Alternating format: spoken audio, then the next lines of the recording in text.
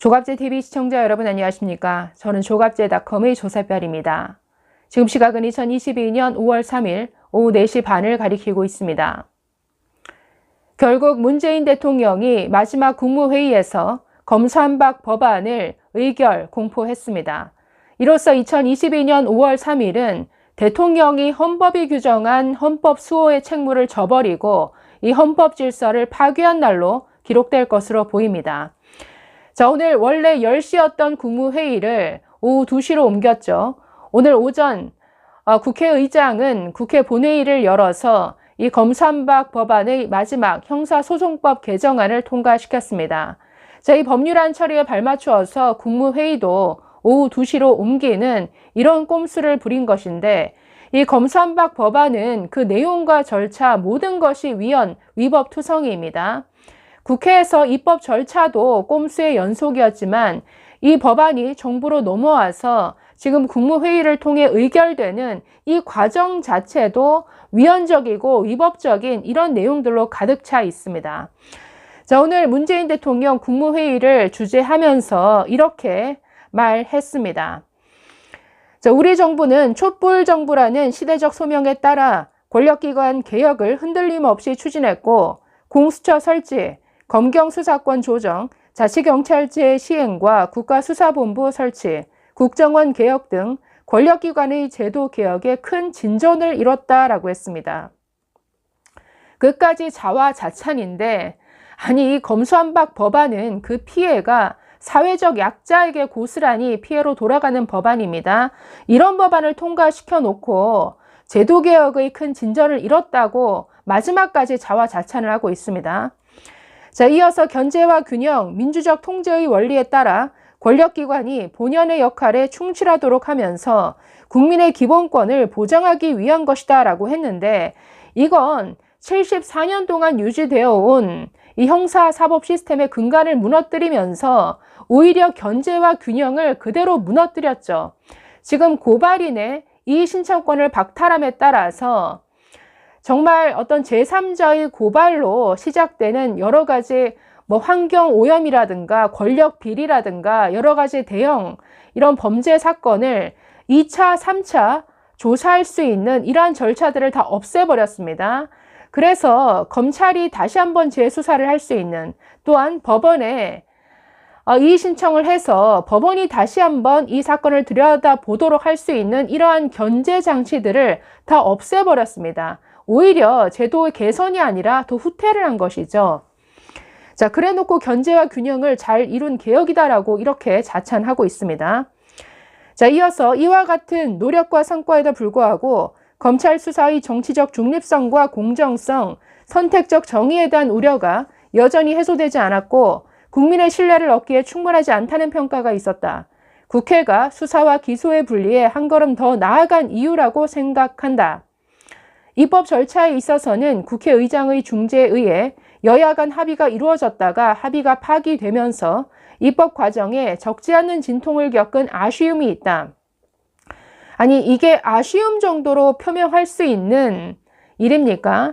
지금 민주당이 이 검수완박 법안을 통과시키기 위해 동원한 모든 꼼수는 한마디로 국회가 규정한 모든 법 자체를 다 형해화한 것이죠. 90일 동안 이 안건조정위원회를 열어서 이 법률안이 문제점이 없는지 아주 충분히 의견 수렴도 거치고 여러 가지 수기를 해라라고 한 절차를 단 17분 만에 통과를 시켰습니다. 90일 동안 충분히 논의해야 될 법안이 하루도 아니고 17일도 아니고 17분 만에 통과되어 버렸습니다. 아니 이래 놓고서는 무슨 절차에 적지 않은 진통이 있어서 아쉬움이 있다? 이 정도로 표현할 수 있는 이런 얘기인가요? 이건 입법 깡패들의 그야말로 입법 유린이죠. 자, 그래서 이런 정말 처음부터 끝까지 자화자찬의 이런 하나마나한 얘기들을 하면서 오늘 마지막 국무회의를 결국 역사적 오점으로 남기는 이런 결정을 하고 말았습니다. 자, 오늘 오전에 이 국무회의에 앞서서 원래 보통 오후 2시에 열리는 국회 본회의가 오전 10시로 앞당겨져서 열렸습니다.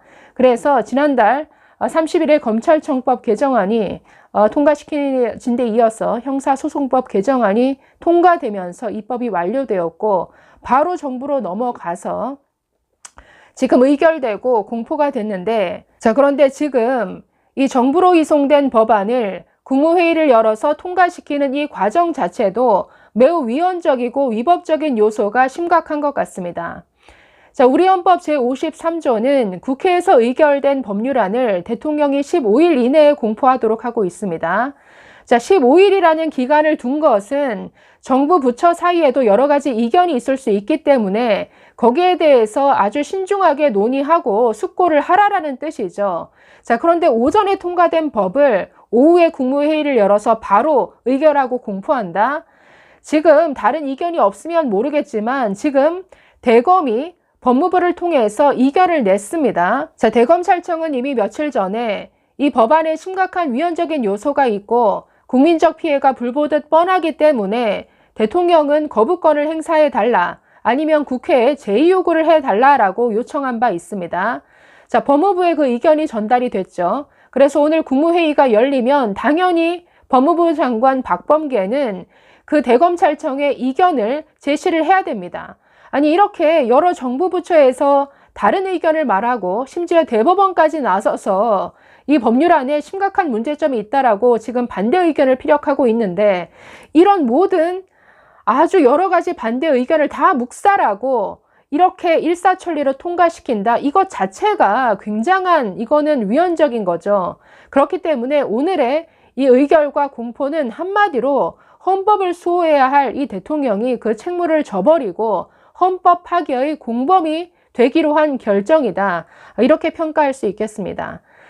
아니, 지난주 문재인 대통령 JTBC 손석희와의 마지막 대담에서 윤 당선인의 청와대 이전을 아주 강하게 비판했었습니다. 이런 국가 중대사를 왜 제대로 된 여론 수렴 그리고 충분한 논의 없이 밀어붙이는지 모르겠다라고 비판했었습니다. 아니, 누가 누구에게 지금 할 소리입니까? 74년간 이어져온 형사사법 시스템의 근간을 흔드는 이런 법안, 모든 법조인들, 대한변협, 그리고 의견을 잘 내지 않던 대법원까지 나서서 비판했습니다.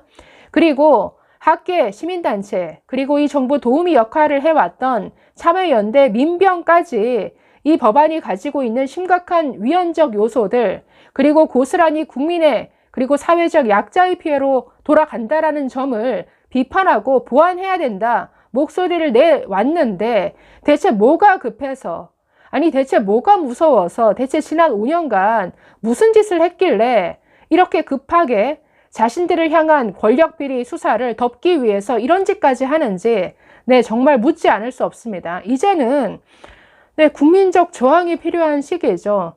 이제 지금 이 법안이 통과됨으로써 국회 해산하라라는 요구까지 나올지 모르겠습니다. 오늘 2022년 5월 3일은 우리가 반드시 기억해야 될 날로 역사에 기록될 것 같습니다. 감사합니다.